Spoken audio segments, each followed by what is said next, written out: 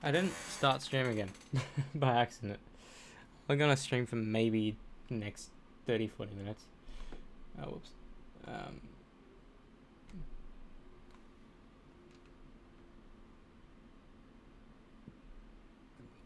Purely because I need to do some Christmas shit. I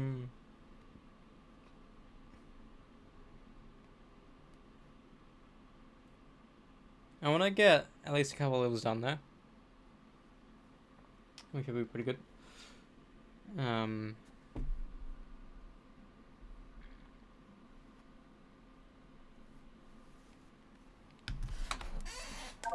won't let you get away.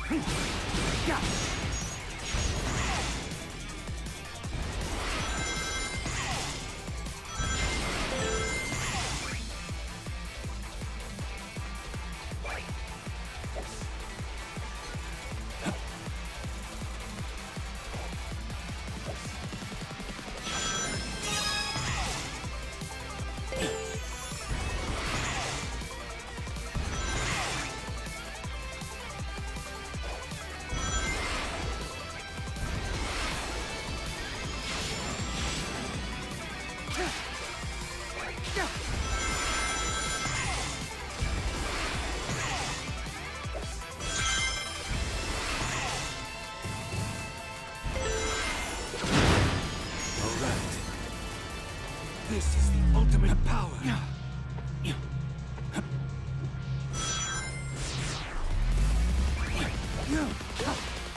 Let's do it. I need to.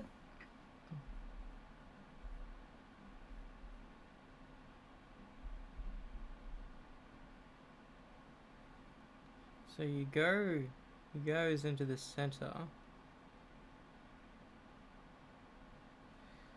Ah, so that I need to do this.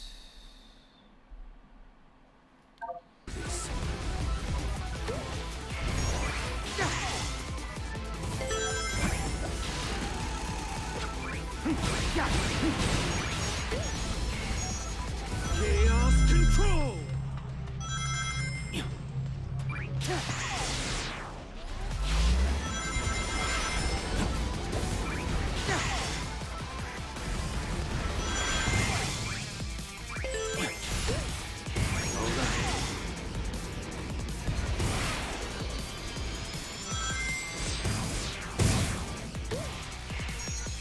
Freeze. Did it.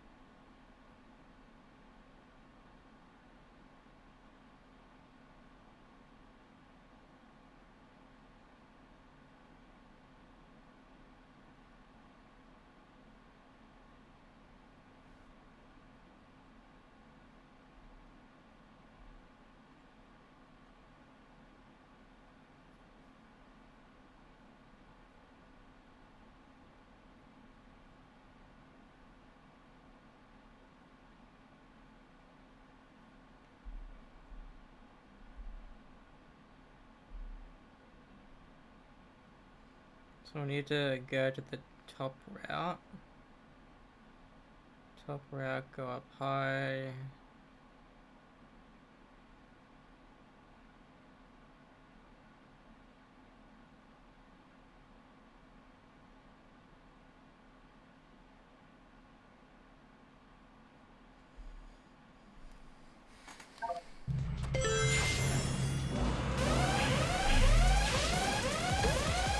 Let's do this.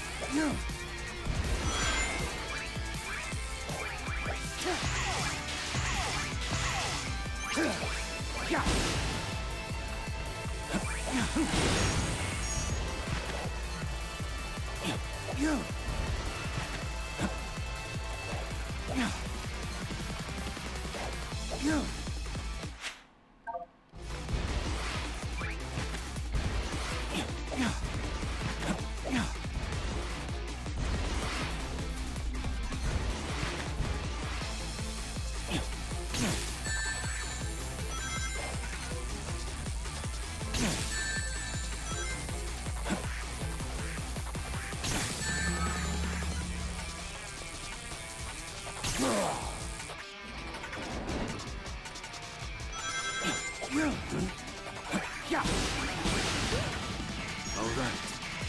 Freeze.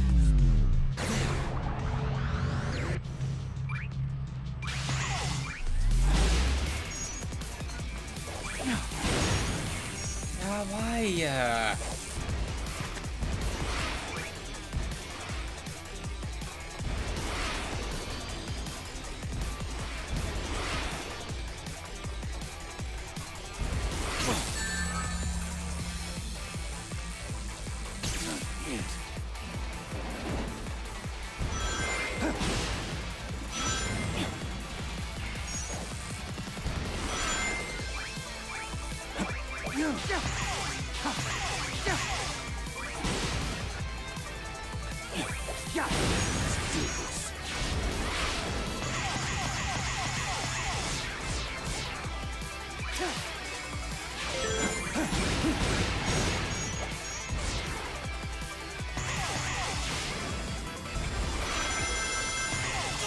Chaos control.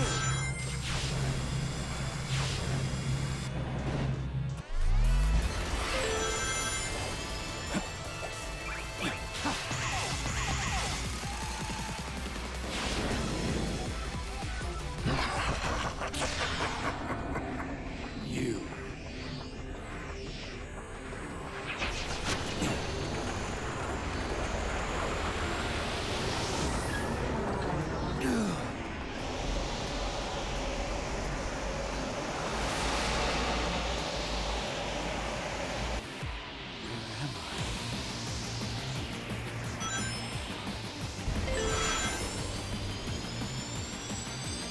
Meet again, Shadow the Hedgehog.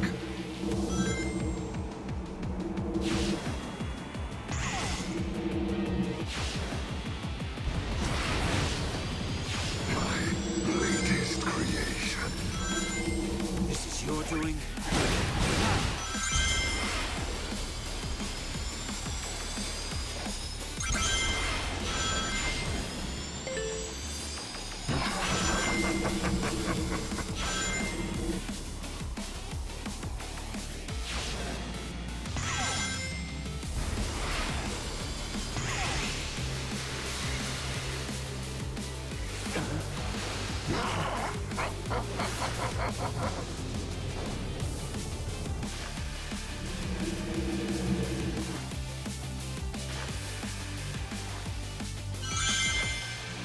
The promised time will arrive once more.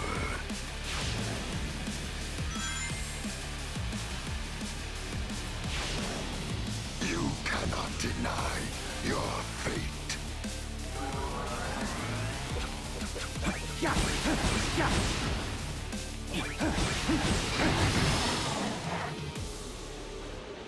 We shall meet again. What? So what I was tracking was him. I won't let him escape again.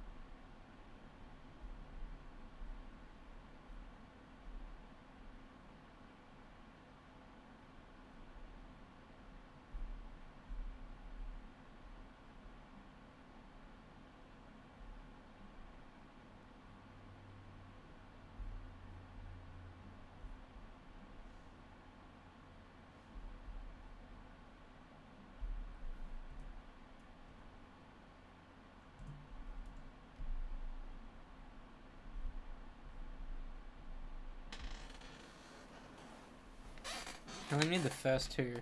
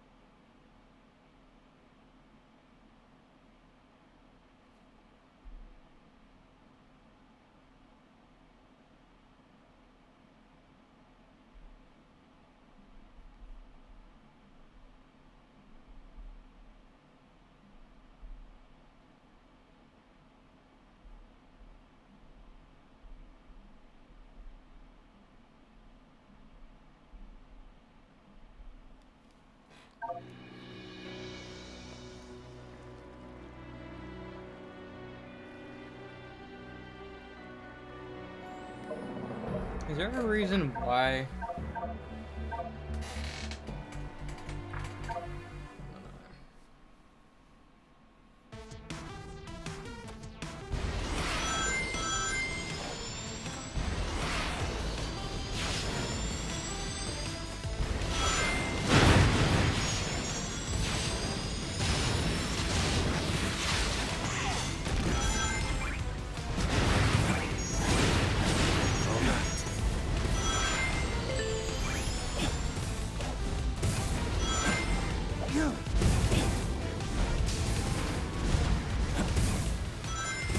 This is the ultimate power.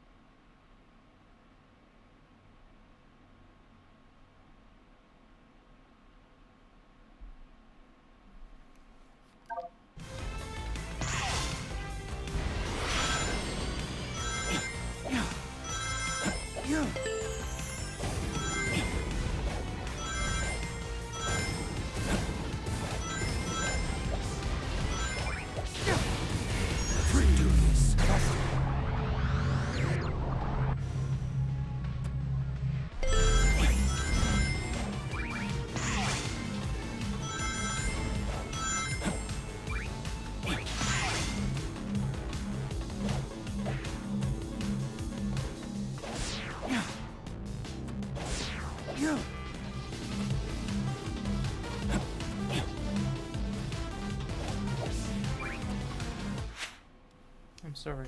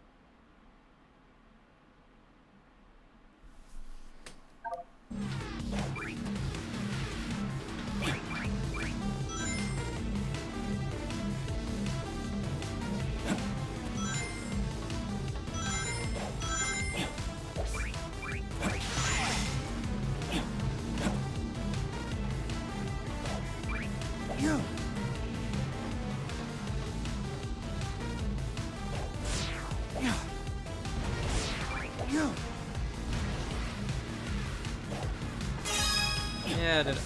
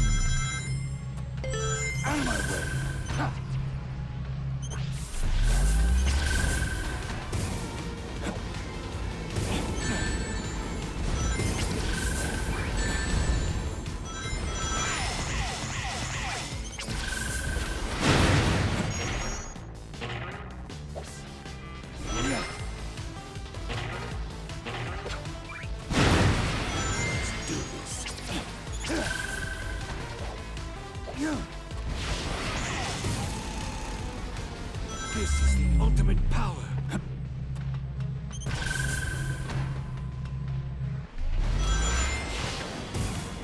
Out of my way.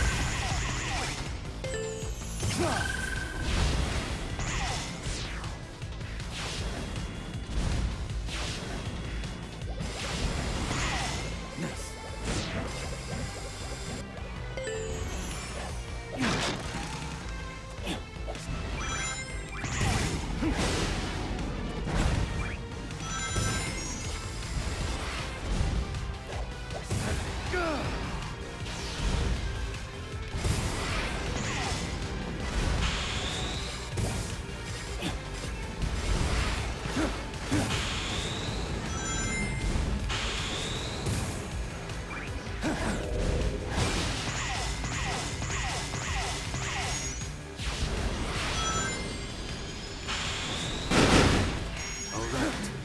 Chaos control!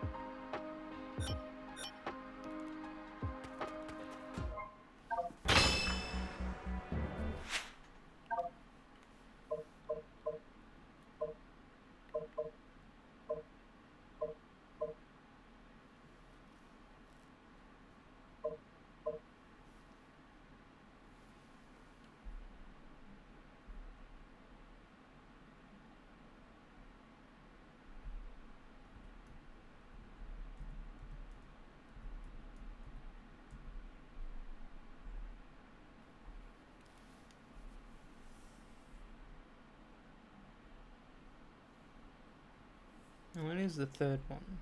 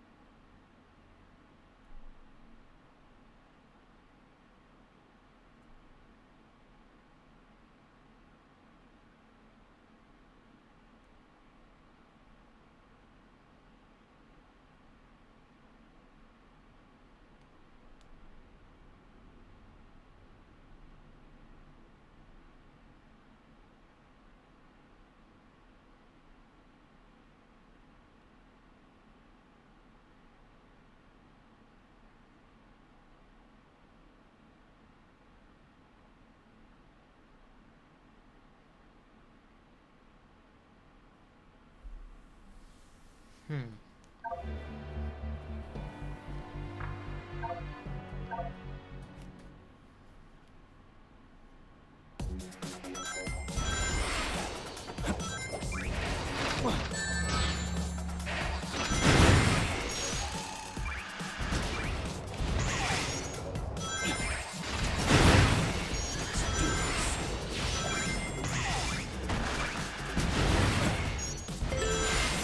This is the ultimate power.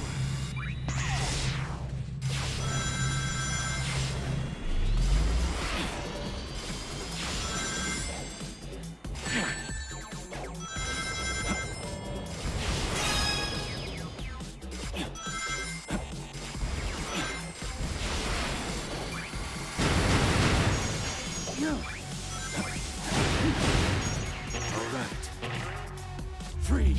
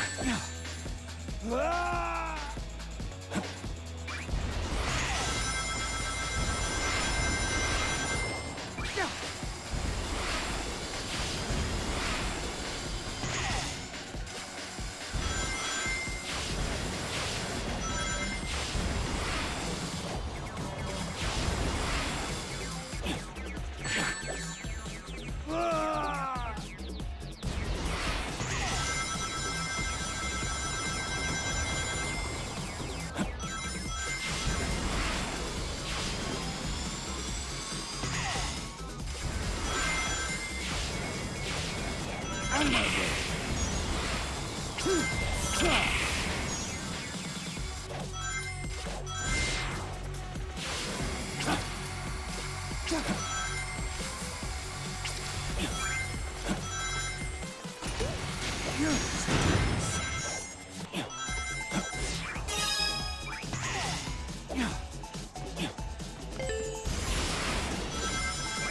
Out of my way.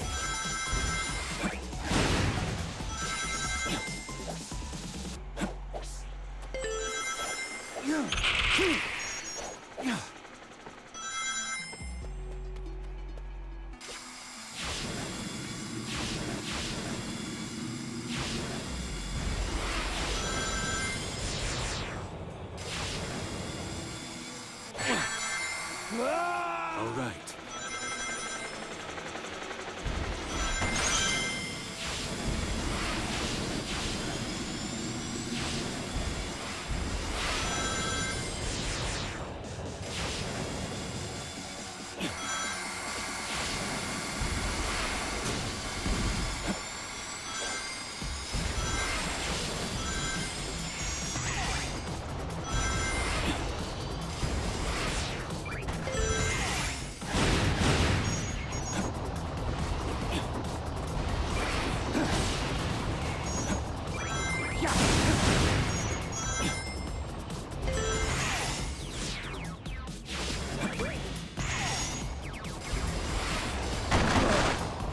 Let's do this.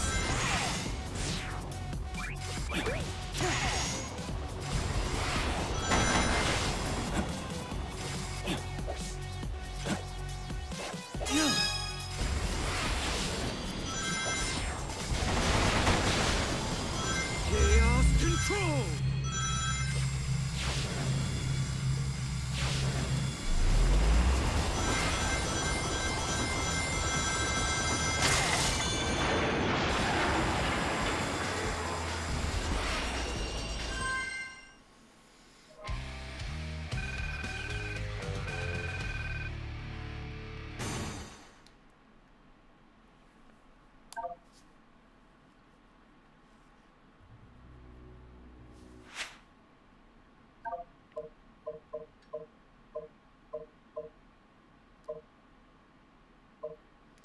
Alright, this will be the final one I did not. Man, I just need to grind out everything else. Just play every level. Get all of this stuff.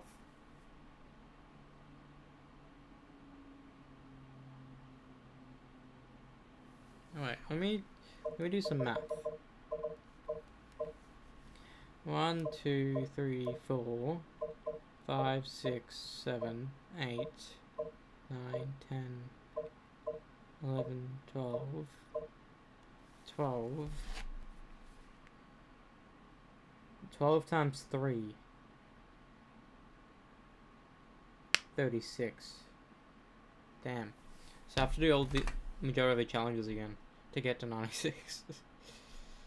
Damn, okay. That's fine then.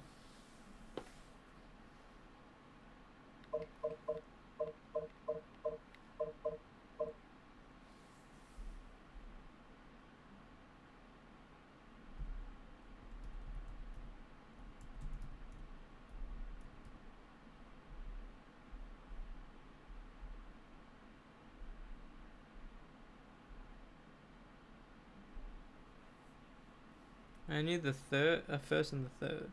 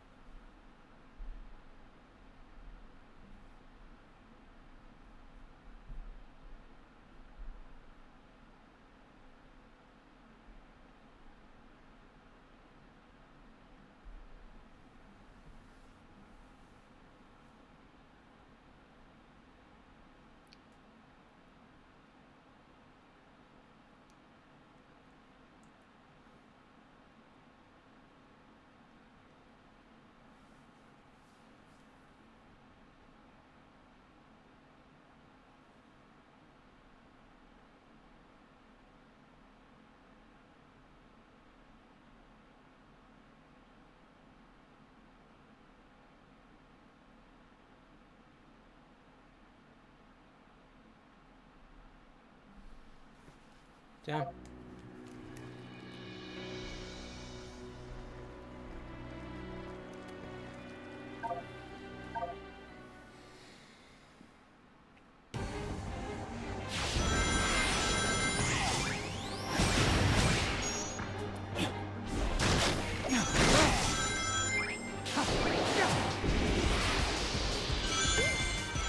right. Freeze.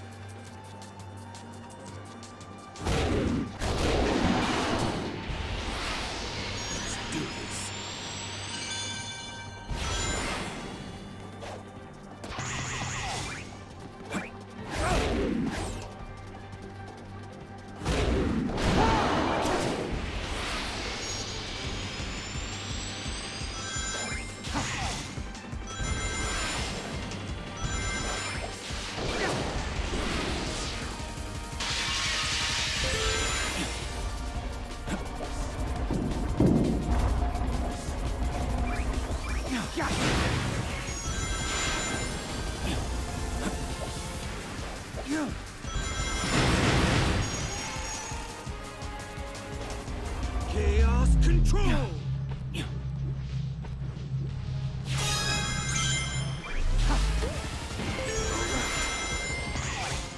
Freeze.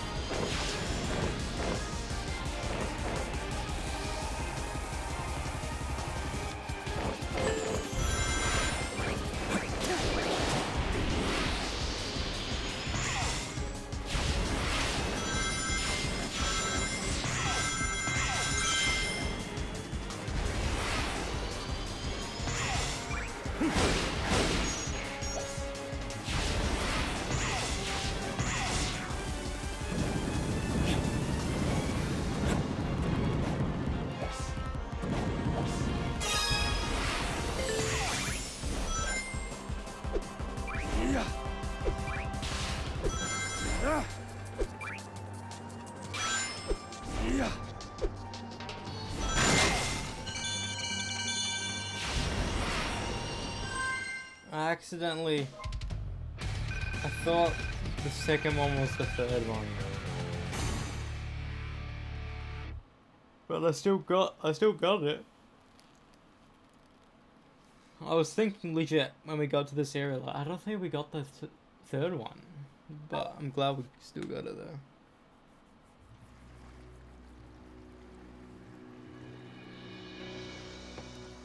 I still need to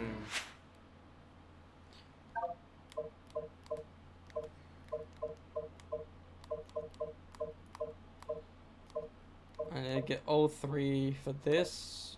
First two. Got all them. Second one. Got all three. So we don't even need that much left for the main missions. It's just the bulk of it we on the challenges, and I think if we go into the challenge list, a good handful of them I have all them in, so, and besides they're quick, so it's not going to take forever. So I think if we can smash it all out tomorrow, we could potentially just get the plat soon after that. Like if we get all this, do all the collectibles and all that stuff, then focus on the boss fight, the plat is done, legitimately. So technically, if I can start at early time, I can potentially get the plat tomorrow. If not, it's guaranteed Friday. Pretty cool. And that means Black Myth Wukong will be is closer than we think. Cool. Because I need to do all that, do all the collectibles, which is just run around the area, get all the chests, and get all the screws and that for whatchamacallit, for Cubot and Orbot.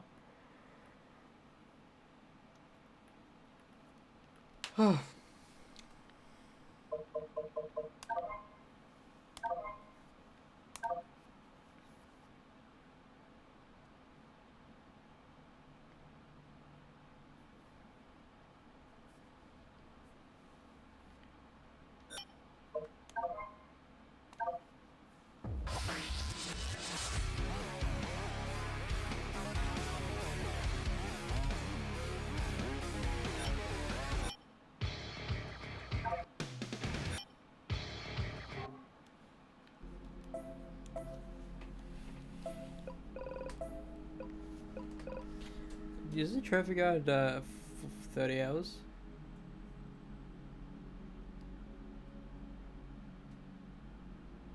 Yeah. Legitimately, I think no more than 4 hours more than the game will be done, basically. It just depends how long it takes us to do that final boss without getting hit. If it's as simple as Sonic's, it should be easy. But then again, I had trouble with the boss from memory.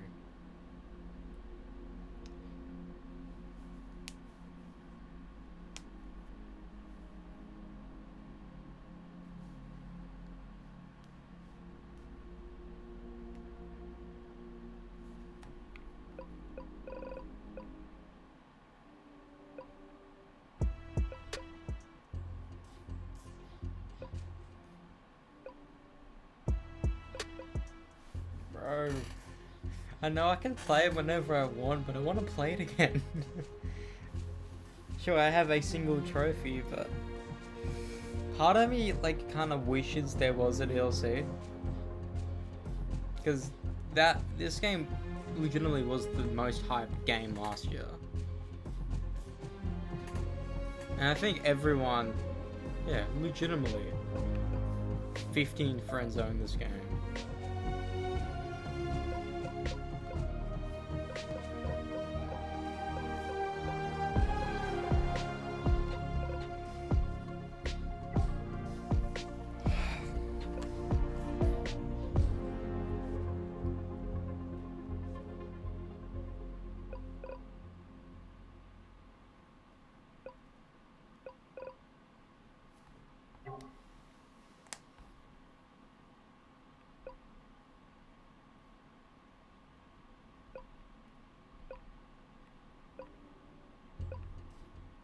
Part of me really likes the new red.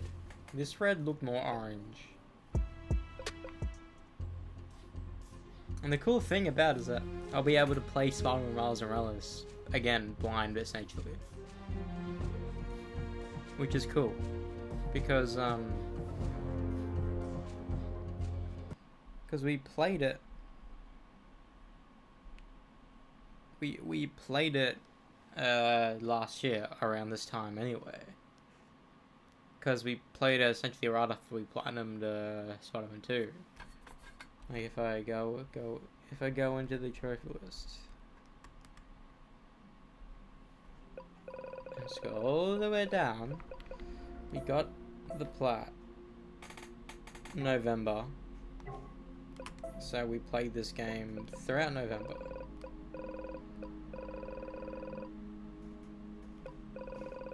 And there are still a lot of trophies left to get. But I just want these two games to still be connected back to back. Like, I don't know if I want to do Miles first, but my plan in my brain, I'll be doing this around the time I do the Marvel games again. Like, Ant-Man 2, Thor, Captain America, Avengers, Guardians, Midnight Suns. Because initially I was planning to do those games before Spider-Man 2 last year, so it kind of still fits. But what's weird is that I play these games just out of a whim. I knew Alan Wake was here and I just wanted to play it, so I just played it. And as a byproduct, I play Control because of these games. This game I always wanted to play anyway, the DLC. Wait, when did this DLC come out? In the Dark, I don't know if I was always going to play it. Resurrect was always, Stellar Blade was always... These... I just had games on... I just had these games for years, so I just did it. I needed a short game, then I needed a long game, then I just decided to do this, then I was always going to get the new Sonic game. Because I think I got both of these games a couple of, like June or July. But Sonic Frontiers is a very replayable game. Because the game in its bowl is just exploring, which is fucking sick.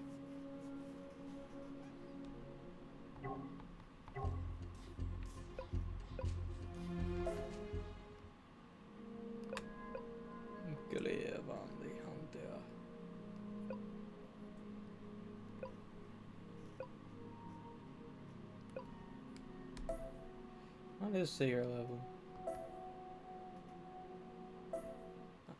Like, apparently it's like based off games, but like what games?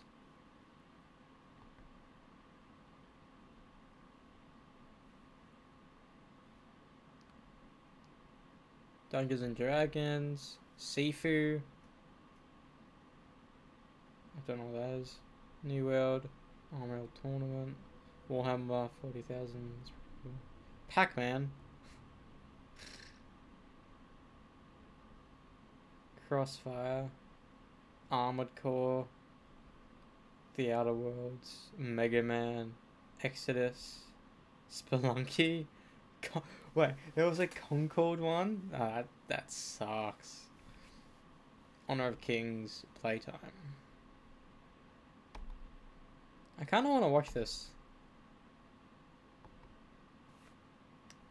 Put that on my list.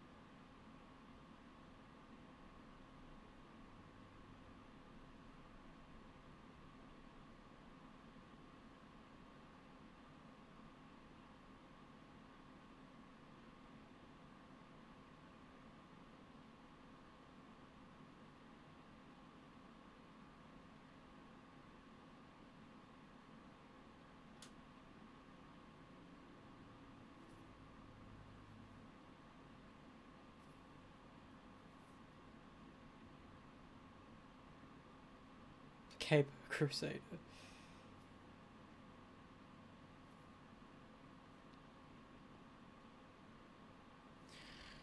What I want to do now, though,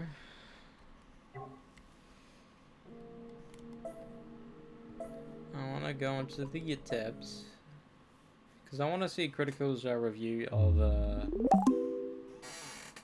you call it?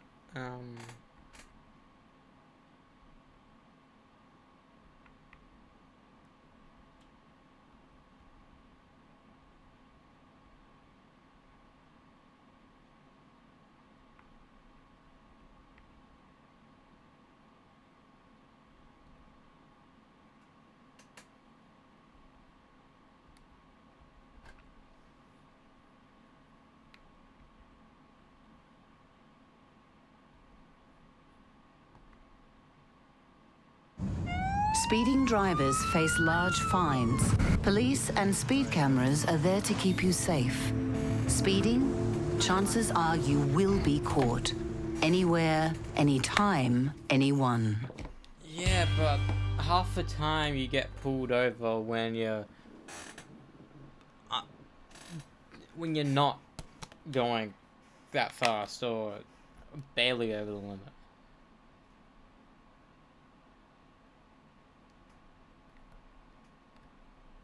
So, you have a movie for me? Yes, sir, I do. It's called Red One, and it's a Christmas movie.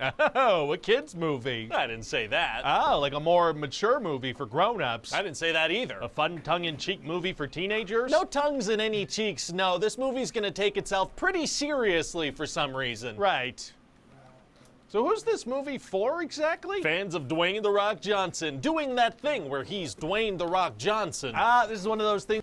No, it's always gonna be a Chris Evans movie in my brain, and that's why Where the Dwayne Johnson brand gets paired up with another celebrity. Yeah. So who were you thinking? Christopher Evans, aka Chris Evans. Very famous, a very famous person. Yeah, so with that, we should have all the ingredients we need to make this a hit. I can definitely slap together a poster and a trailer with those ingredients. This is gonna change the hierarchy of holiday movies forever. Which means something, I imagine. Okay, let's do it. Well, I guess I should hear the story a bit first.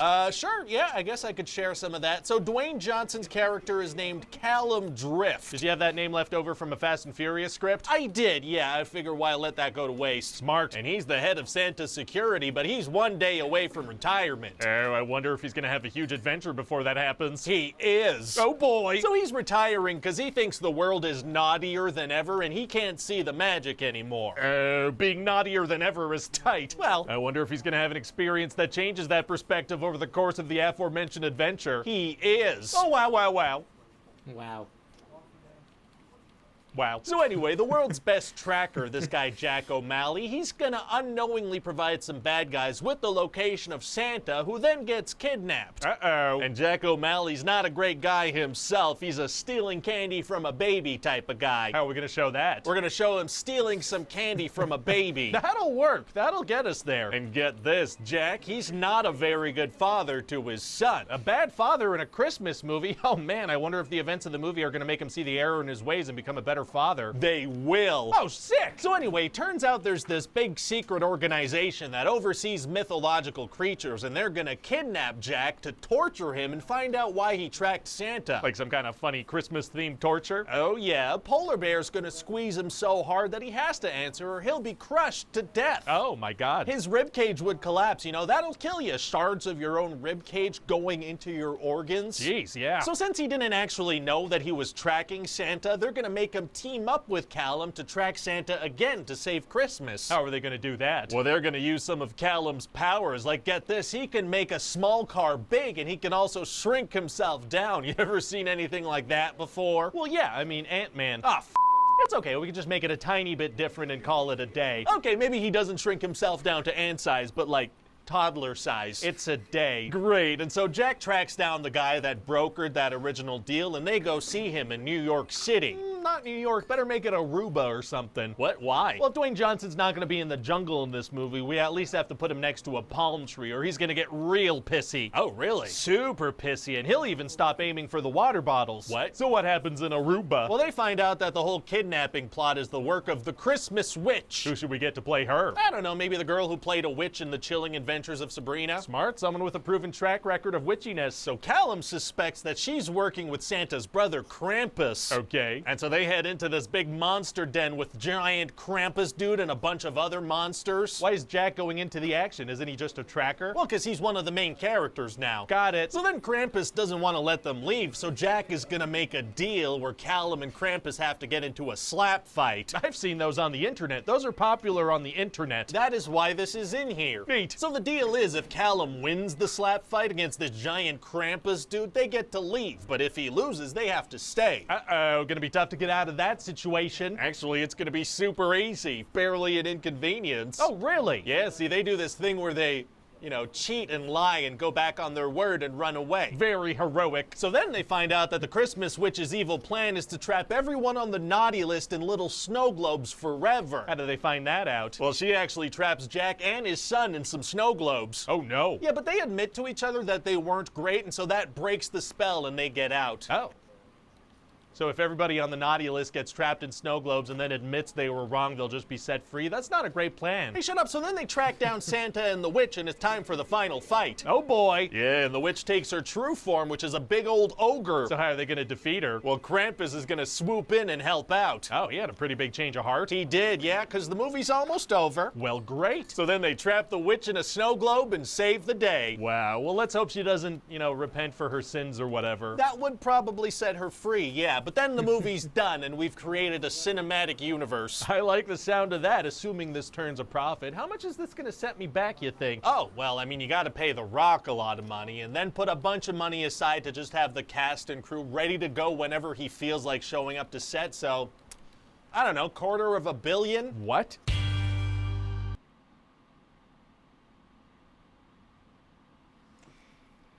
It doesn't feel like a $250 movie. You know? Like, movies shouldn't be that expensive to make. Movies shouldn't even be a couple million. You know? Like, while Red 1 was entertaining, it doesn't deserve that fucking budget.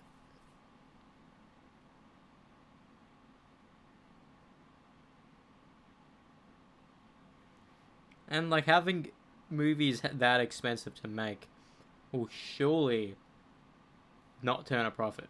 Easy, like, it's like, movies are slowly but surely getting to a point where they're so expensive to make that you need to get $1 billion just to break even.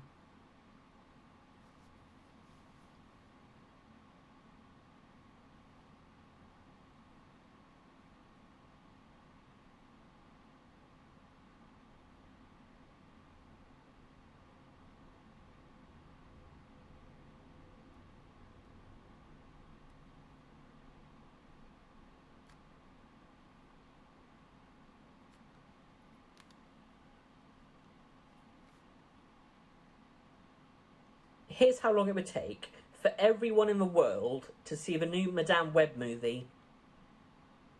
Madame. In the cinema. Now, this isn't specifically about Madame Web. It could be about any movie. But I just chose this movie as an example because it's one of the most recent ones. Now, there are around 200,000 cinema screens in the world, and the amount of seats varies cinema by cinema, but if we said a maximum of 230 seats per screen. Now, the movie itself is around 2 hours long, so if we said 2.5 hours, and that would include time for people to go in and out of the screen and for cleaning to happen. Now, if we said that the cinema opened at 10 o'clock in the morning and the last showing was at 8 o'clock in the evening, it would mean that around 230 million people could see it in just one day. And if you managed to do this every single day with new people, it would take around about 35 days for the whole world to see the new Madame Web movie. Now, as an extra bit of information, the average ticket price is around about £10. Now, if everyone in the world saw the Madame Web movie, it would mean that it would gross around about £81 billion worldwide. And as a reference, Avatar is one of the highest grossing movies of all time, and it grossed nearly £3 billion worldwide. And it would mean that if everyone in the world saw the new Madame Web movie, it would mean that it would gross more than the top 100 movies combined.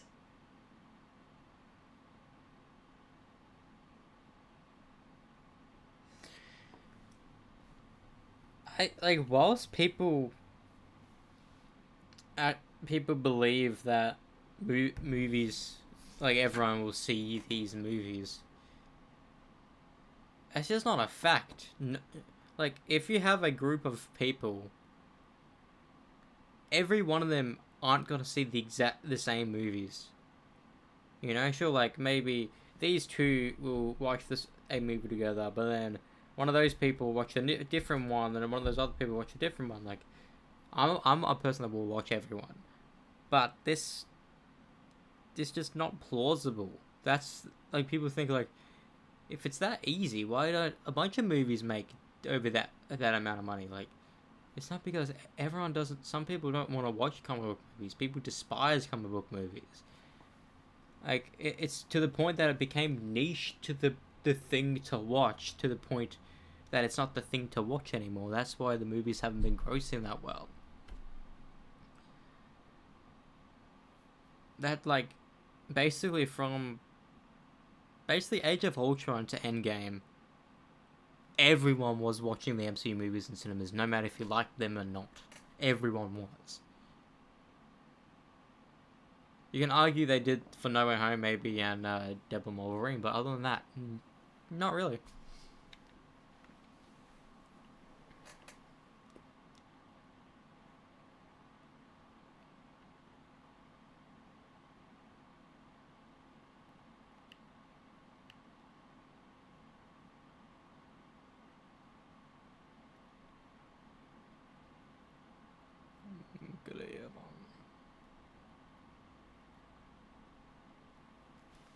I kind of want to see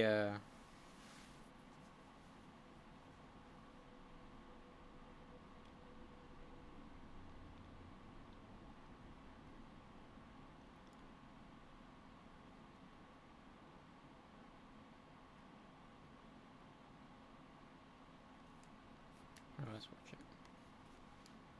The Aussie Whopper and Tropical Whopper are back at Hungry Jack's. It must be summer.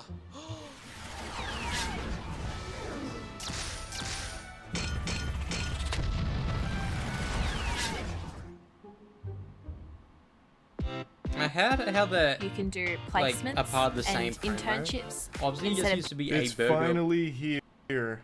Just a burger we just did just no matter what. Now it's a promo burger. I found that to be dumb, and it's like intertwined with the Tropical Whopper. Like, you know, legit. The only difference between an Aussie and a regular Whopper is that instead of mayo, there's beetroot. Instead of two bits of cheese, there's one bit of cheese and a piece of bacon, then the egg. Everything else is the same, but minus the pickles. But then with the Tropical, everything's the same, but there's two pieces of bacon, two pieces of pineapple, then smoky sauce. Then you just get rid of the ketchup, onions, and pickles. It's, at the end of the day, it's the same burger, just pivotal, like, ingredients are gone. That's what, I don't know. But then we also have the JFC things. I don't know why. You can get an Aussie JFC which is the weirdest thing. Like, I don't know why people, like, are making JFC, like, this cool thing we're doing. We've had it for so long. I thought it was a promo, but it's not. The underwhelming conclusion to the perpetual failure machine that was Sony's lack of Spider-Man universe with villains that were actually heroes, not even anti-heroes. Every movie in this pitiful attempt was bad. At best, one was mid. Not exactly a glowing success. But Kraven is here. No one wanted it, but it's here. No one's seeing it, but it's here. It dropped to a whopping 11% on Rotten Tomatoes, which I know doesn't really mean anything, but even the... Also, I found out what Rotten Tomatoes means. Is that if it's a 100% on Rotten Tomatoes, that means every, like, approved reviewer has given the movie, like, at least 7 out of 10. It's not everyone's giving it 10 out of 10.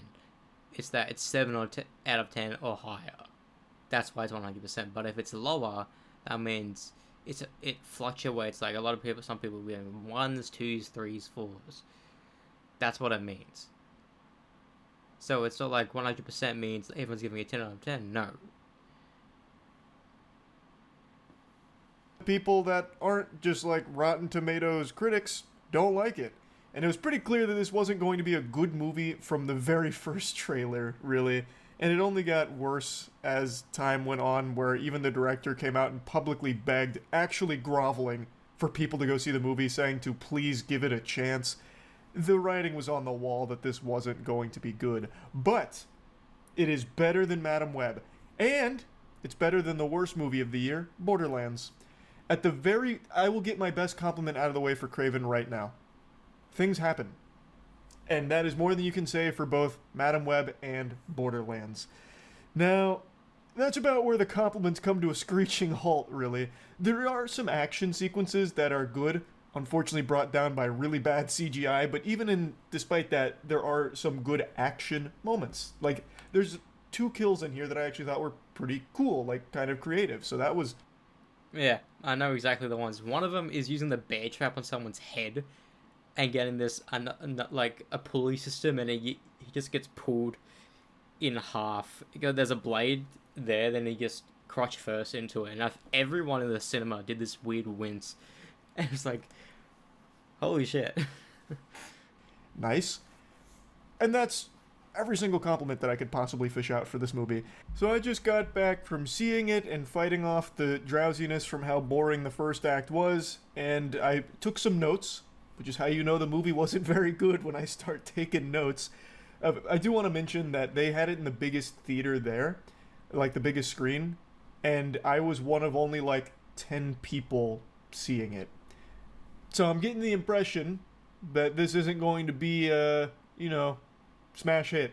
Not going to be a grand slam here, I'm going to tell you that much. But I think we all knew that because it's a Sony no Spider-Man movie. They just are not working. And luckily they're done with it, so that's good at least. Anyway, though, the first half of the film, they dropped the first 8 minutes on YouTube, so you can kind of get a gauge for how the movie kind of plays out. He is not a bad guy. He's not a villain. He's not even an anti-hero. Kraven is just a full-blown hero. He hunts bad guys. He even has a list of bad guys, an actual Santa Claus naughty list, and he goes and kills them. So the whole premise of the film is he's killing bad guys in order to save a family member, which happens in the second act towards the end. In the first act, though, after the 8-minute intro, which has a couple of action sequences and he breaks out of a prison, after that it's a flashback, and he's hunting with his father, Russell Crowe. Russell Crowe is on a real stinky streak. He has been in so many shit films recently. He's just in that era where he's just taking paychecks. Like, he's not really even trying that hard. In this movie in particular, I don't think he even really gave a fuck. Like, he didn't even bother to try and have fun with it. He just looked bored in every scene. It was just, he was cashing it in, which, it's Kraven. I don't think anyone thought this would be good. But that always brings me back to... I know I'm not even talking about the movie right now in particular, but it always brings me back to, like, common sense.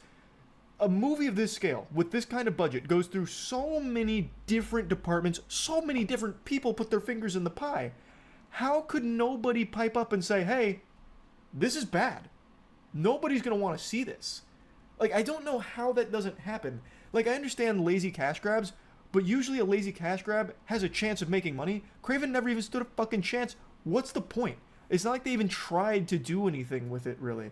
They were more than content just being generic, and that's all. I don't get it. Anyway, though, so they're in the flashback for the first like 35 minutes of the movie-ish, probably. That's another thing. This movie didn't even have the courtesy of being short. It was a long movie. It was a fucking slog. I don't think it was over 2 hours, but it was pretty close. So the first like 35 minutes, they're in the flashback, and Craven and his brother are with their father. He's a real asshole. They don't like him. They're hunting.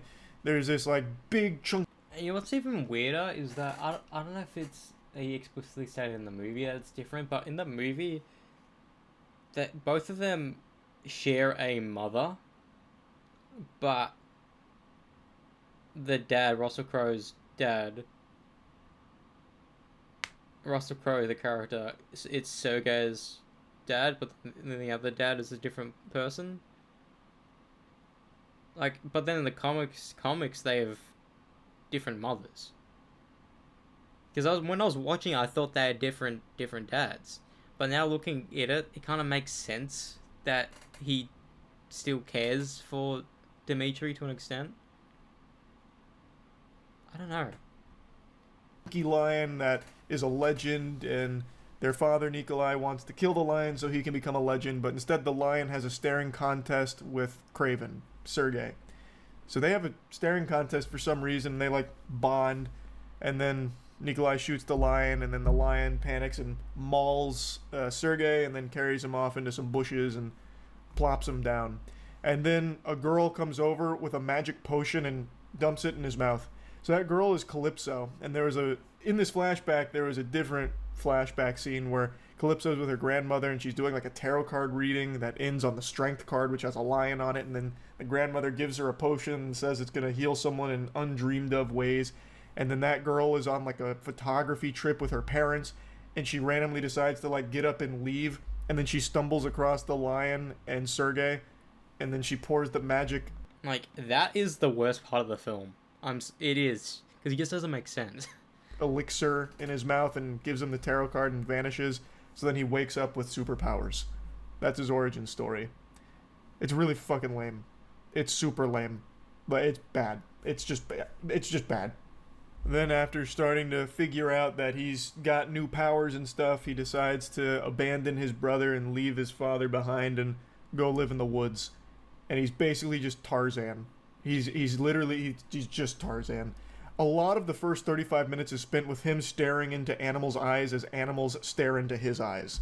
There are so many scenes of them just locking eyeballs. Like, all the animals fucking worship him all of a sudden because of, like, the lion blood inside of him. So, what's your deal? My deal? I want to watch this movie. I'm just a regular guy with... It's really lame. So anyway, he's Tarzan now. He's living in the woods, and there's some poachers. Poachers are like the big bad guys that kind of bring Craven to life. So he kills some poachers, because everyone hates poachers. Poachers fucking suck. They are villains. And in this movie, they're like the first bad guys we're introduced to. So Craven kills the poachers. Honestly, the first 35 minutes felt like an R-rated version of the Wild Thornberrys, but without him speaking to animals. They were communicating telepathically. And that even comes in towards the end of the movie, where the impression is he like summons a stampede. Like, there's this I guess I don't want to spoil everything, but it's implied that he like summons a stampede, so he's like some kind of influence over the animals to a certain extent. He's like Aquaman, but on land. I was about to say he's Land Aquaman. He's fucking Landman. Anyway, though, I'm breaking the timeline here. So after like hunting poachers and shit, it fast forwards again 16 years later. And we see Calypso. She's now a lawyer, and one of her friends has been killed after investigating some bad guys. And Craven shows up at the funeral and hands her the tarot card that she left him 16 years ago. Somehow, he found her 16 years later from only the tarot card and nothing else. They don't even explain it. They just say he took a while to find her. He just says, yeah, it took me a while, but I found you. Fair enough. The only way I can probably explain it is fingerprints, maybe. And the other thing is that he was conscious enough to see Calypso before he actually died for the dog went unconscious. I guess he's very good at tracking people, is what they're trying to get across. But he shows up at the funeral, hands her the tarot card back. Now they become friends, and he wants to work with her to start finding the people that are on this list more efficiently. I will say though, he's supposed to be like the master tracker, and he can find anyone. Kind of underwhelming that he then goes to a lawyer to just find people for him. That is true. Seems just kind of lazy, or maybe he's just not that good at it. Also possible. So they team up kind of to like get all the bad guys so Kraven can kill them. We then learn about the Rhino. The Rhino is basically a dweeb. He's a guy who everyone counted out and underestimated, so his big character arc is he got real strong by going to this doctor in New York who gave him like tenfold strength enhancement, but it ended up making his skin rhino-like. So then he takes like a serum to keep the rhino side suppressed because it hurts. He doesn't like the pain of being Rhino. So that's like the main bad guy is the Rhino. We get like a side bad guy named the Foreigner, and he has like the ability to like brainwash people temporarily, where he'll just count 1, 2, and then they're like kind of stunned, like they're frozen, while he can move around freely. So he just kind of like teleports around like that while they're stunned, which is a cool power. Like that's pretty strong, but they don't really utilize it super well. Like one of the times they use it is where the Foreigner is talking to this guy who just fed wrong on purpose information to Calypso. It was all a ploy to like fool Calypso to get Kraven to a certain spot. And the Foreigner was talking to this guy, and then he's ready to kill him. So the Foreigner, hypnotizes him. 1, 2, and then he just shoots him during that. You could have just shot him. Like the guy that he shot was unarmed. He was just standing in a stairwell. What was the point in even putting him in the trance? You could have just shot him. Like, it's a cool power that I don't think they utilize in a really cool way, unfortunately. Because anytime he uses it, it's kind of just like a gun would have done the same thing and nothing else. Like, you didn't need the power. Like, it never at any point got him out of a really sticky situation, per se. He could have always just shot the person or the people that were there. So, kind of underutilized, but I actually thought that character was interesting at the very least, because he's also like a master assassin. So that's kind of cool, like the master hunter versus the master assassin. When they actually square off, kind of sucks. It just kind of sucks. I'm not going to spoil how that goes. I just thought that was a really lackluster way of dealing with that guy, with the Foreigner. I'm not even going to bother with the rest of the notes. The movie's just not good. You weren't planning on seeing it anyway. Nobody is planning on seeing this movie for good reason. It's just a waste of time. Like I mentioned, there's a couple decent action moments, but I can't even say like full action scenes are good, because the CGI is so bad in those scenes that it does weigh that down. So you can only have like a couple flashes of decent moments. So like him using the bear trap to kill a guy was cool. Him setting up this elaborate trap with bear traps and a giant log, that was cool.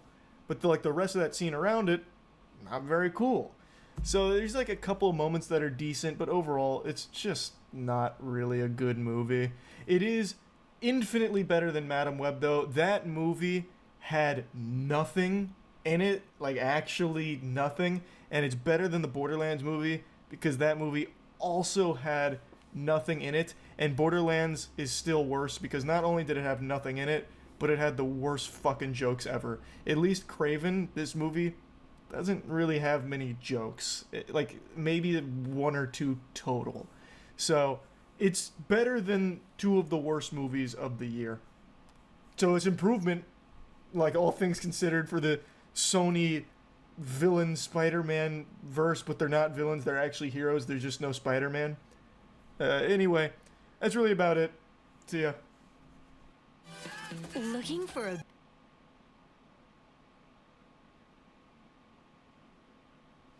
It's the only good thing about it is that every movie we've seen in this universe there's always a bad guy with the same powers. You know, like even the Flash it's always have a speedster. Like in Venom 1 it was Riot, in Venom 2 it was Carnage, in Venom 3 it was the null symbiote being, so they're all symbiote characters. Then in Madam Web it had a spider dude, and this Madam Web chick can predict the future, but she also has some spider abilities to an extent. Doesn't make sense. And then in Morbius it's a vampire versus a vampire. Essentially, besides a childhood best friend, Morbius and Kraven, in a very, very broad sense, have the same script.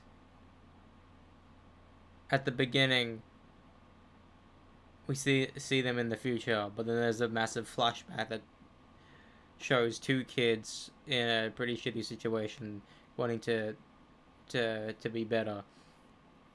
Then we see them, they get their powers.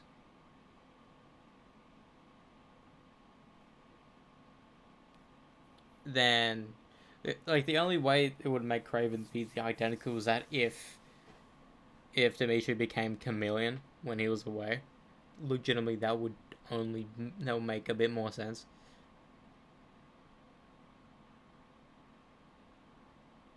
Like, Kraven it's not a bad movie, it's just not a good movie. That's, like, it's way more entertaining than Madam Web was, it's way more entertaining than Borderlands was. I think it's better than Morbius. And I was one of those people who enjoyed Morbius to an extent.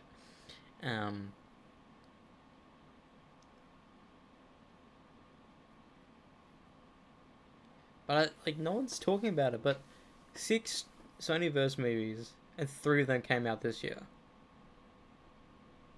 And that entire universe has been around for 6 years. Think about that. You could have had 1 movie a year. But no, you had 3 this year. I find that to be fucking hilarious.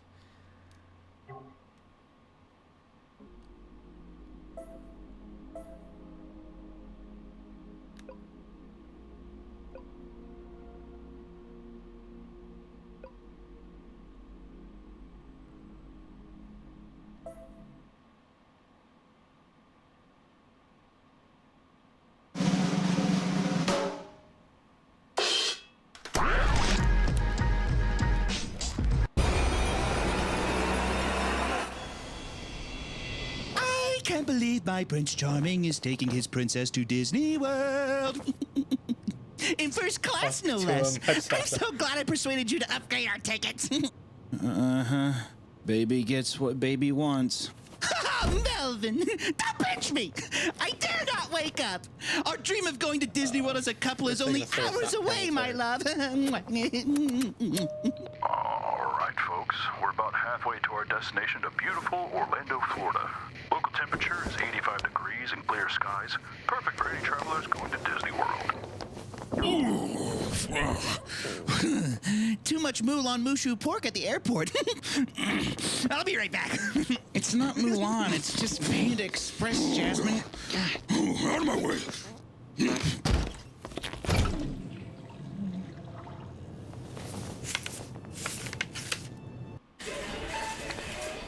Bro, his character design. Cheating. Eating corn. That's a weird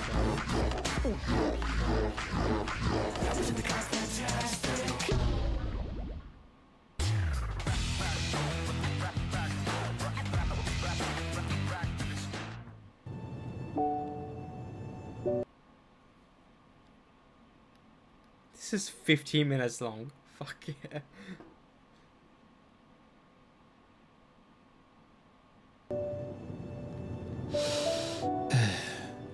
Oh God. I'm not going back. Oh God, should have brought more pads. Looks like roadkill in there. Ugh. Smells like a roll of pennies. I've got a heavy flow.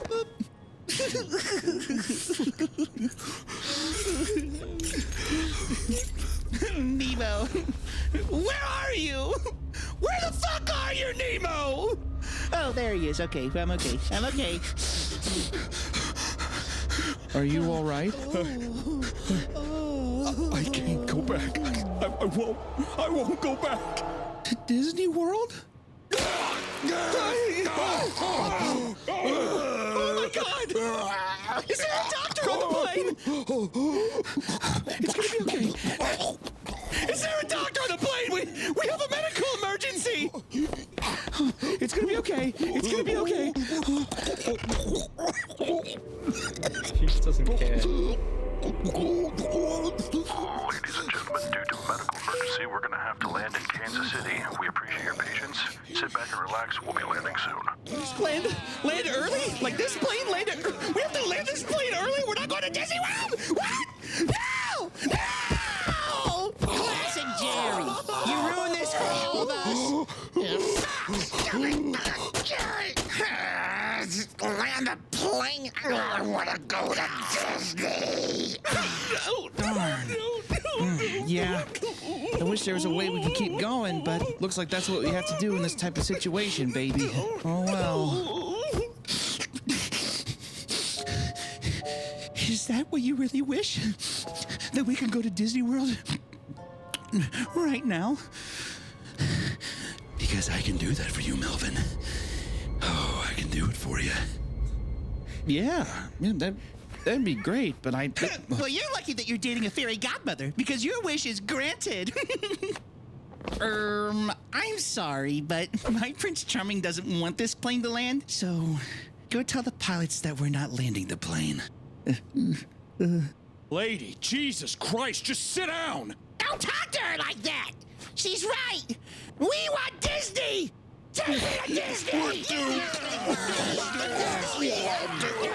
Are you okay? Bro, can you tell your girl to sit down? She's been exhausting this whole flight. What a goofy thing to say!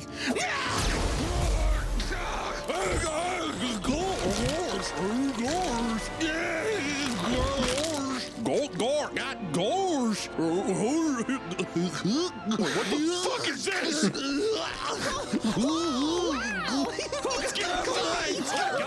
Goofy, look at me! Look at me, Goofy! That's right! Who's your favorite character? My favorite character? Dory. It's gotta be Dory. Would you like to become Dory? Yes! Oh my God, yes! Yes! Thank you. Thank you so much.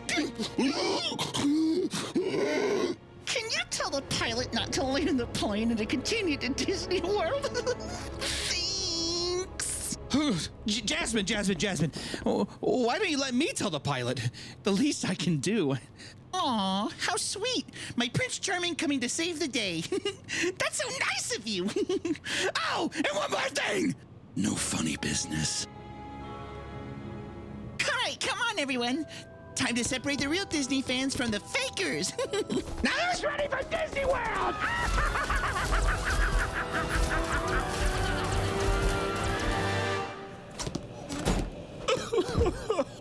What seems to be all the commotion back there? My girlfriend says we can't land the plane. Oh, Disney adults! They've taken over the plane! The mutilating people, Captain! My God, not again.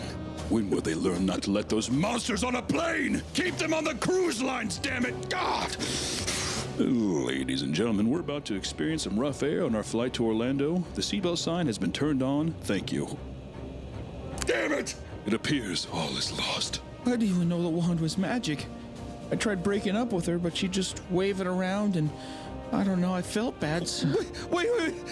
What if you tried breaking the wand?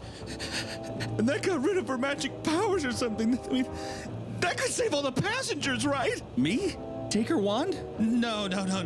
I can't even break up with her. I can't. Break the wand, then you can break her heart.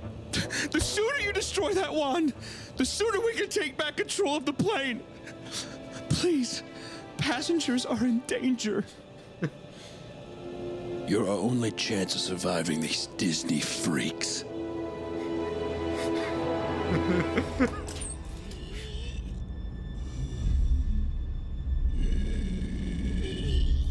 Water! I need water! Where's Nemo? The fuck? Is the one Nemo pen? And two?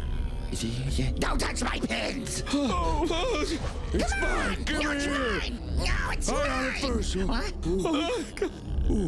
One more bite from the honey jar. Oh, I'm so full yet so hungry. Oh my god. Oh! Donald! I want to be Donald Duck, please! Please, please, please! Your wish is my command.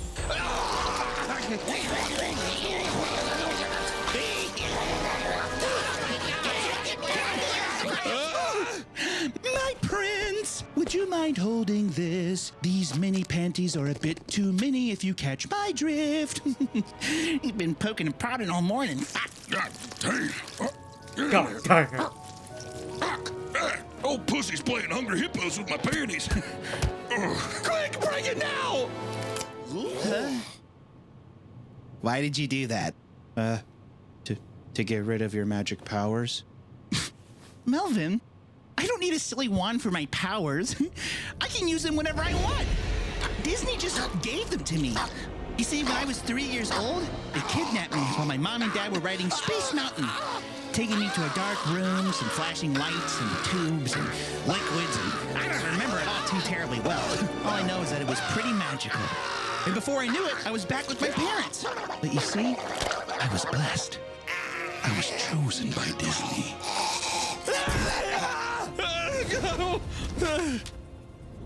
Oh no. What's this? You dropped something. Don't worry, I'll get it. Oh no. Oh fuck. Be with you, the Force may be. Oh, the Force is female. The Force is female. Oh, is that a little love letter for me? Let me read it. Oh shit.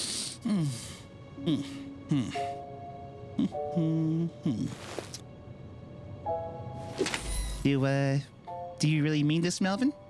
Is this really what you want? I don't know. Yes, or maybe. Yeah. Well, why don't you just read it so everyone can hear? No point in keeping secrets. Jasmine, will you marry me? Oh my God! Yes, yes! 1,000 times yes! I'll marry you, Melvin. Yes, yes! Oh God! Melvin, you're gonna make me the happiest Disney princess in the whole Magic Kingdom. But that was a nasty joke you pulled. So while you're getting ready for our wedding, you should really think about how you treat me. Prince Charming should never treat their princess this way. Right? Yeah. Come, my woodland critters! Take my prince away and get him ready for our wedding! Get off me!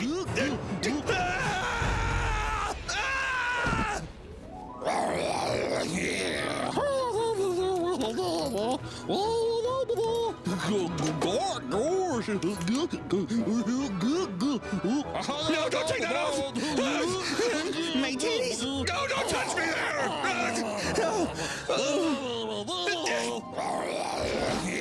Woodland critters! Princess Jasmine needs you now!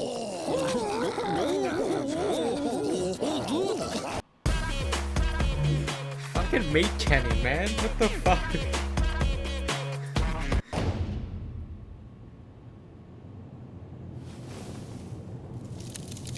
You should have broken up with this crazy bitch a long time ago. You just had to cry and complain about how alone you were and how it was so hard. Oh, boo-hoo! Now you're trapped. Trapped forever. Have fun pretending to be in love just like mom and dad. Coward.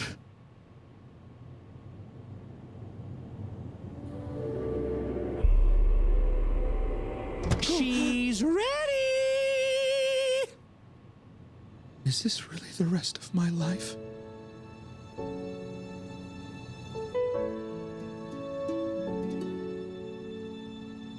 So this is it. It ends today. Couldn't face my fears, endure the tears, and now there's no other way. But does she have to die? She knows how I feel, but to say it out loud and in front of that crowd would take some balls of steel. It's not my fault she lives a life of fucking fantasy. It's like a cult, these people can't accept reality. She's an adult, it's an insult to our society. There's no happy endings. This is where I bid farewell to the crazy bitch from hell. But I can't deny the joy I see. She'd have that without me. It doesn't have to be.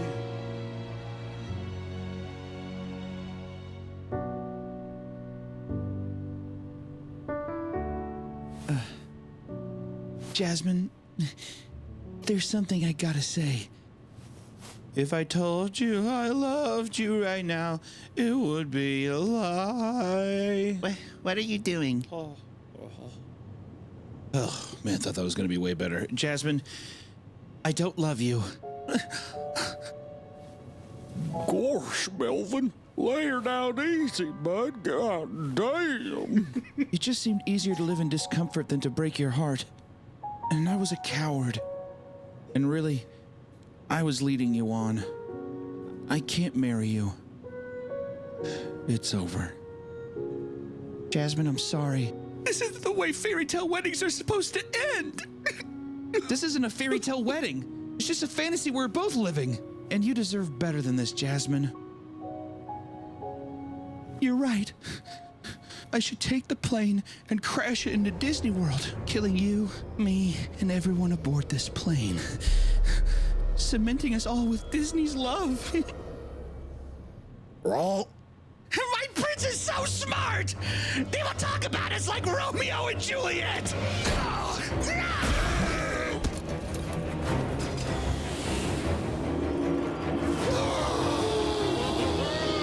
Jasmine, don't do this! Don't worry, my dear. It'll be over soon and then we can be together forever and ever and ever and ever and ever and ever and ever.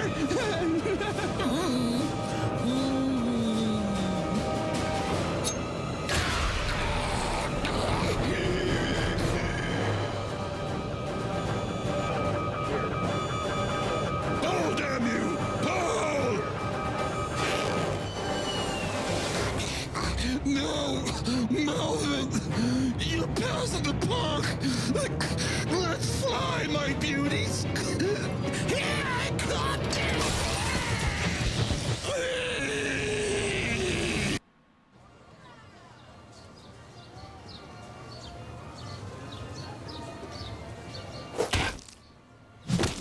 We're gonna die!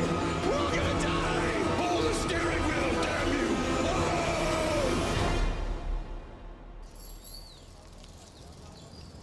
And then you somehow landed the plane. Incredible. Thank you, Captain. I couldn't have done it without you. Melvin, your bravery is inspiring. Please, have my daughter's hand in marriage. I'm gonna have to politely decline. I'd like to be alone for a while. My God, there goes probably the best man I've ever met. Wave my arm, sweetie. Oh, don't worry, honey. We'll marry you off one day to some fine gentleman, I'm sure. Now available at MeatCanyon.store is the Melvin Macabre manga, a hardback book full of terrifying tales that you can purchase right now, along with a new shirt and new hoodie. Support Melvin's Macabre right now by going to MeatCanyon.store and picking up any of these items now. Thanks. Holy shit, that was fucking sick. The fucking production value. I always like watching Meat Canyon videos. But that was just something just Ladies and gentlemen, my name is Isaac Butterfield, and I am Australia's most controversial comedian. For my entire career, I've always promised all of you that watch this channel that I would never apologize for a joke.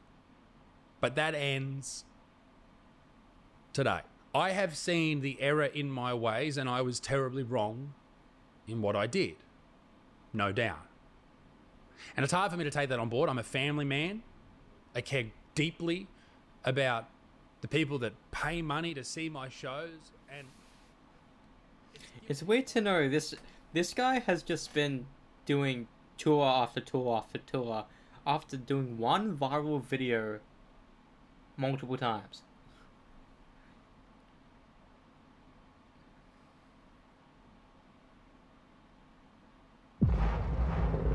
Ridley?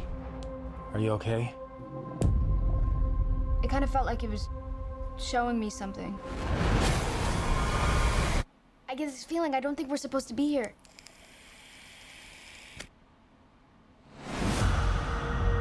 The Leopolds donated this entire nature preserve.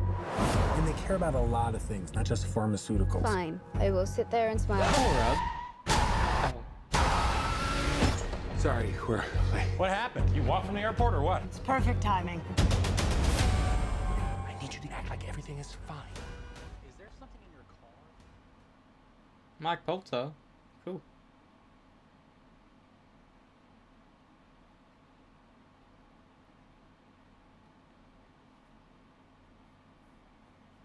In 3, 2, 1. Wherever the direction is, just point kind of the opposite way. Right? Yeah, when you feel it. I've never made a movie of this size before or of this genre. I've always been a fan. That's my exit.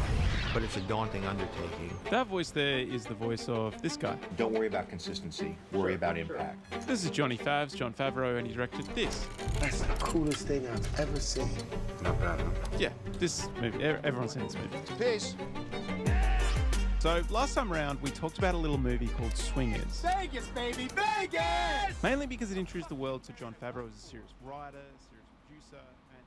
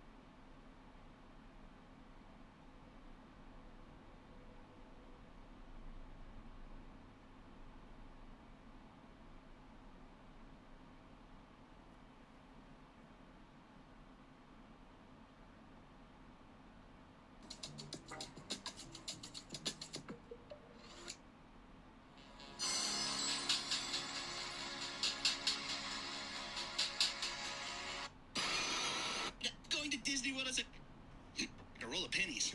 Oh, God. Mushu pork at the airport. Local temperature is 85 degrees and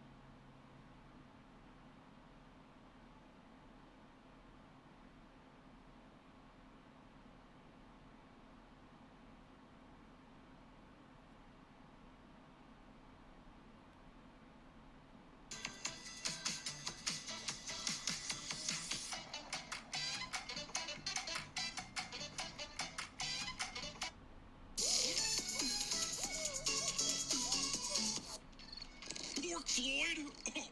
Yep, your band. Who said Snack Harlow? Get that guy out of here!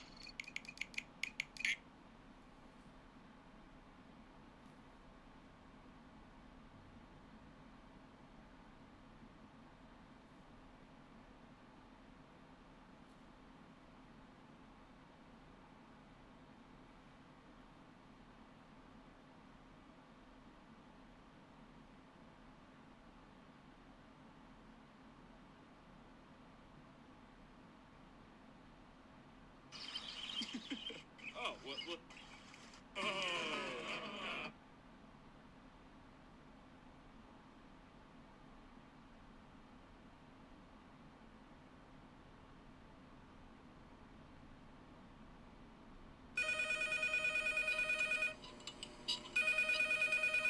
Hello? I just wanted to leave you a message letting you know a little more about the job. Now, frankly, I'll tell you, there should be... We don't need to go into all of that, so, okay.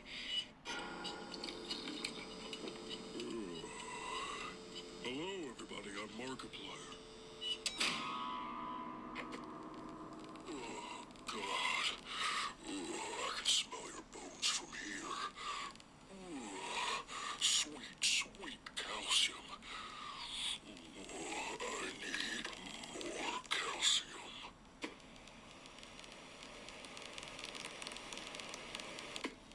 It's so hard making history every day. God, I'm so sexy.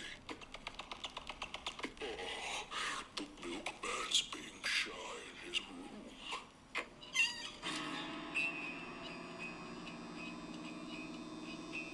Oh, you silly cow.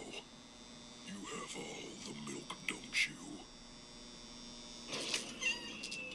Oh, it's so hard being me. The crowd scream, and they scream for me.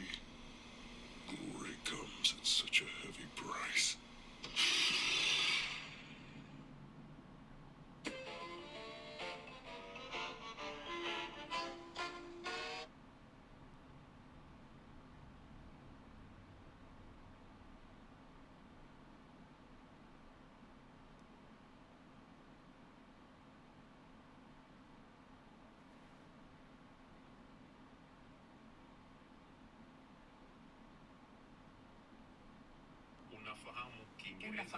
Unafahamu Kiingereza.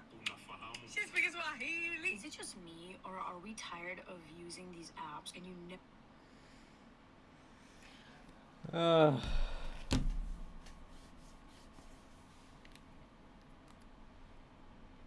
Mr. Potter. Snape, you look different. Do you have a problem with my appearance? No, I just thought that you were sallow of skin. That's how you've always been described. 40,000 points for being a racist, Potter. No, let me finish. Do you think a black man cannot be sallow of skin? Well, I mean, the dictionary describes sallow to mean pale and unhealthy looking, and yellow in color. So you're saying that I should perhaps be played by an Asian actor? That is racist. No, that's not what I was saying at all. Then what are you saying, Mr. Potter? I'm just saying that you took me by surprise, that's all.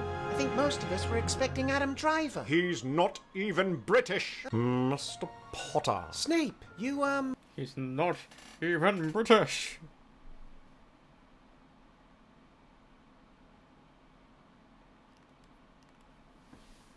I could go on and on. I could talk till the sun goes down. Please Comes up do. the next morning about this guy. He's Everybody, shh. obviously, guys, incredibly talented. He's had this incredible career. It's just getting started, as I like to say, for Chris. But I feel like also, you know, reputations, especially in Hollywood, they precede us.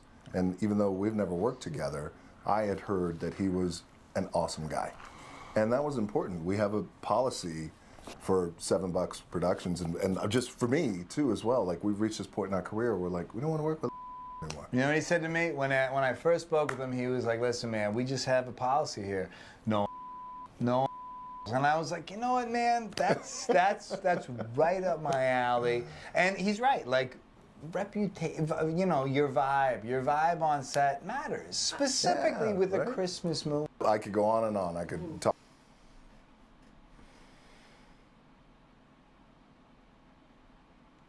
Mom, you can definitely see two very fast people fighting around your mother. Two speedsters. You see that? The blood? Cisco and I had the DNA tested. It's yours. No, it's not. That's impossible. I wasn't even downstairs yet. No, Barry, not that you. This you. Cisco had the samples analyzed, and the proteins in the blood were that of an adult, not a child.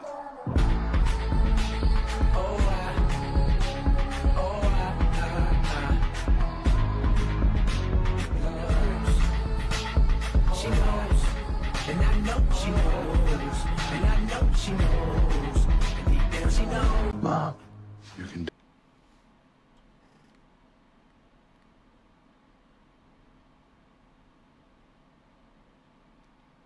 I was in a commercial for a video game once that actually aired on TV. It was for a game I absolutely fucking hated too.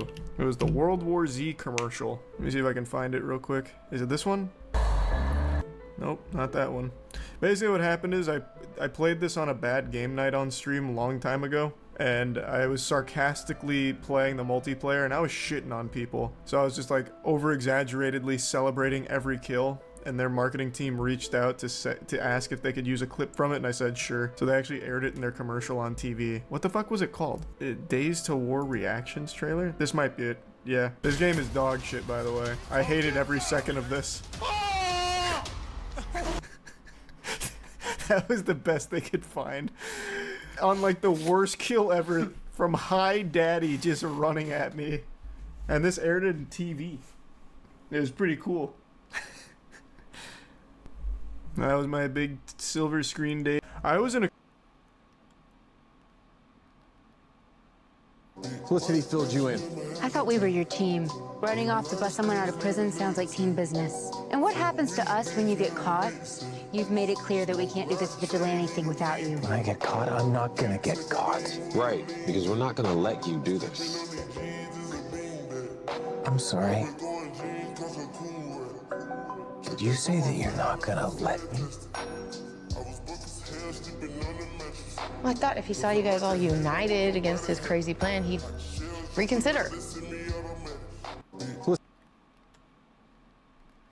This Japanese lighter has a crazy flame. Okay, let's see it. Dude's got a nice lighter collection. Oh my goodness. He's wearing gloves for it too. Wow. This must be a sick lighter. Is it gonna... I can't wait to see it. I can't wait to see the flame. My God. Is it gonna... Is it... Hello? What are you doing? Why'd you close it? Oh my God, he's fucking unscrewing it. Can you show me the flame of the lighter? I don't have time for this.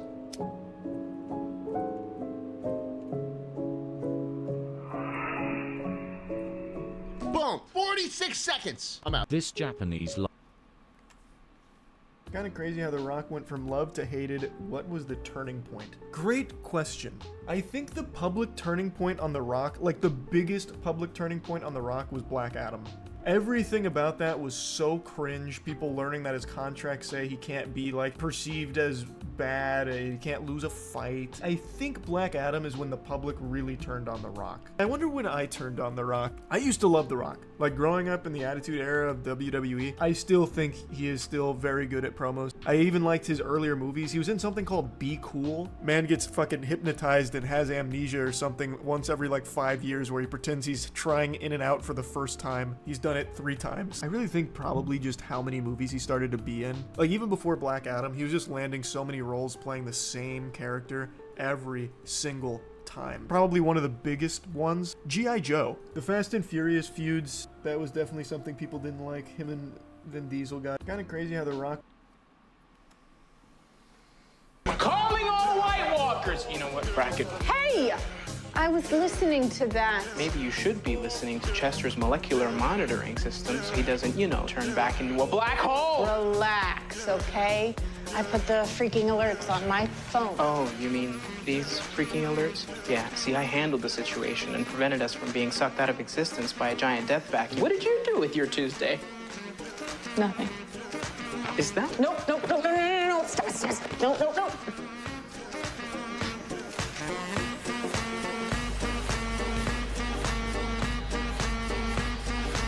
Were you drawing? No. You were drawing. No, because drawing is for losers. Looks like you were drawing. It's really hard, okay? This is giving me like minimalist reductionism. I was trying to draw this. I've been working on it forever, and it's not getting any better. That's... We're calling on... I fucking love Cisco, bro. Legit. Whenever Barry was in a main character, the main focus on an episode, and it had Cisco running the show, I was like, cool. Like Arrow sure had Diggle, but like Diggle can't be our main character, give enjoyment to everyone. Supergirl kind of had a win, but like Cisco was just that good of a character. And, like, Carlos Valdez is, like, the only actor who could have done that. Like, a seemingly lovable, just geeky guy that is funny. My favorite scene, I don't know if it's scripted or not, is like in season 4 or season 3 when, like, or mid-season 2 when, before Harry and Cisco become, like, buddies. Cisco was like, "You're just a dick." Let me see if I can find it.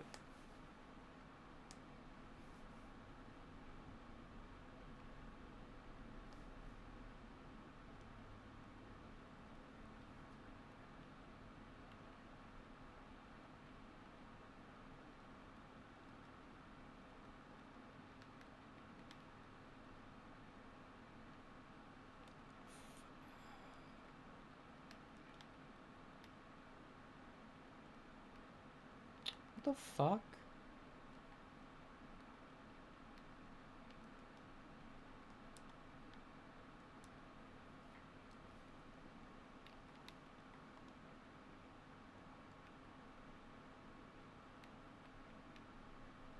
I fucking hate ABC keyboards.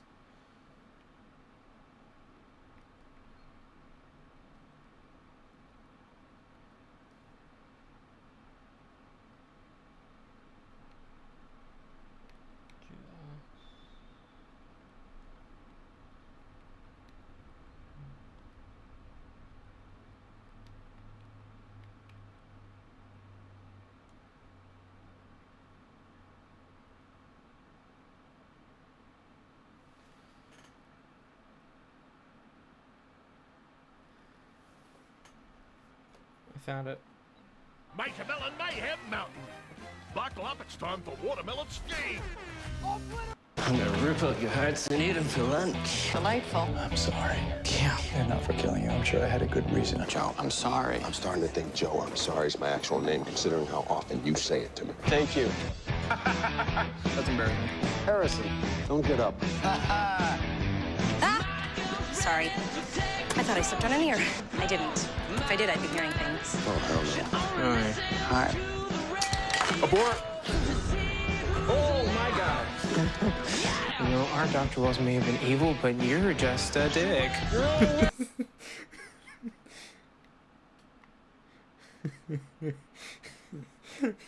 Her name is Dr. Light. Small-time thief on my Earth until exposed to the dark matter from the particle accelerator and became a metahuman with the ability to derive power from starlight. Oh, very cool. Stars having a temperature of 5,300 degree Kelvin and a blinding luminosity, I would say not very cool at all. You know, our Dr. Wells may have been evil, but you're just a dick. Okay, so...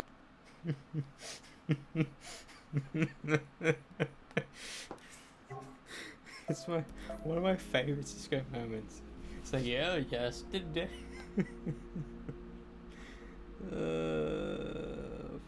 fucking hilarious.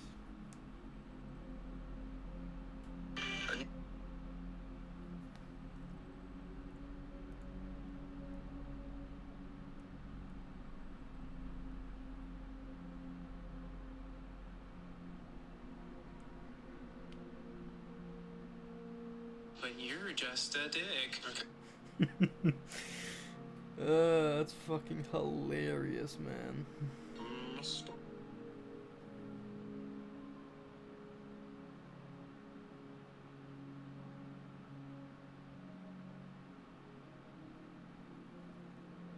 I could go on and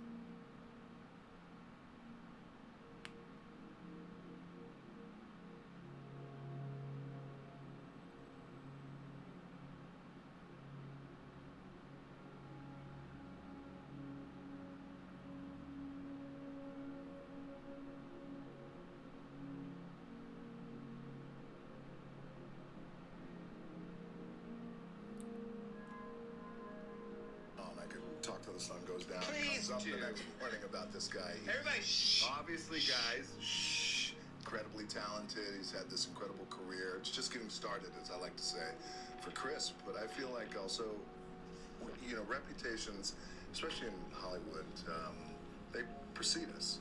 And even though we've never worked together,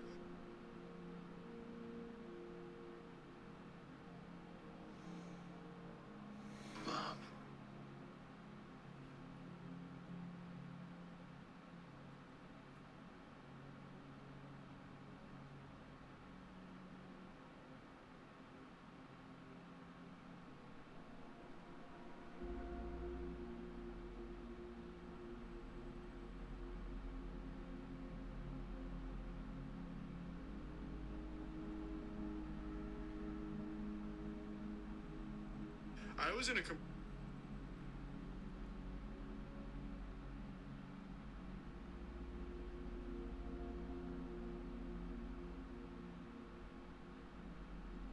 Listen.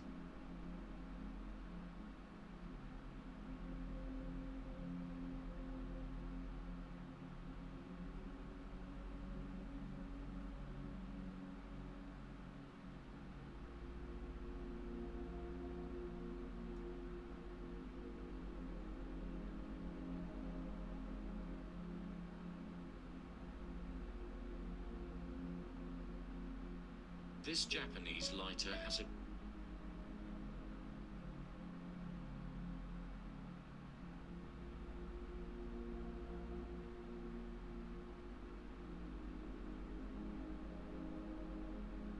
Kind of crazy how the.